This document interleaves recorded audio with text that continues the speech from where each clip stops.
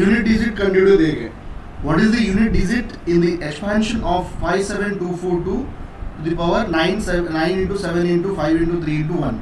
ಇಲ್ಲಿ unit digit ಕಂಡುಹಿಡಬೇಕಪ್ಪ ಅಂದ್ರೆ ನಾವು ಬಾಕಿ ಯಾವ ನಂಬರ್ ಬಗ್ಗೆ ಯೋಚನೆ ಮಾಡ್ಬೋದು. ಓನ್ಲಿ ಯೂನಿಟ್ ಡಿಜಿಟ್, ಯೂನಿಟ್ ಪ್ಲೇಸಲ್ಲಿ ಯಾವ ನಂಬರ್ ಐತಿ, ಯೂನಿಟ್ ಪ್ಲೇಸಲ್ಲಿ 2 ಐತಿ, ಅದ್ರ ಬಗ್ಗೆ ಅಷ್ಟೇ ನಾನು ಯೋಚನೆ ಮಾಡ್ಬೇಕು.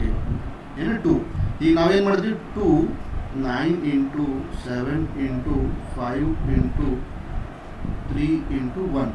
ಆಮೇಲೆ ನಾವು ಪವರ್ ಇದ್ದಾಗ ಪವರ್ನ ಯಾವಾಗಲೂ 4ಇಂದ ಏನು ಮಲ್ಟಿಪ್ಲೈ ಮಾಡಿ ಡಿವೈಡ್ ಮಾಡಿ ರಿಮೈನಿಂಗ್ ಅಷ್ಟೇ ನಾವು ಪವರ್ ಅಂತ ಕನ್ಸಿಡರ್ ಮಾಡಬೇಕು.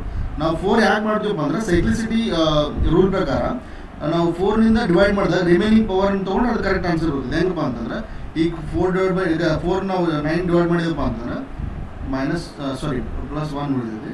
ಇಲ್ಲೇ 4 into 2 -1 ಉಳಿದಿದೆ. ಇಲ್ಲೇ +1 ಉಳಿದಿದೆ. ಇಲ್ಲೇ -1 ಉಳಿದಿದೆ. ಇಲ್ಲೇ +1 ಉಳಿದಿದೆ.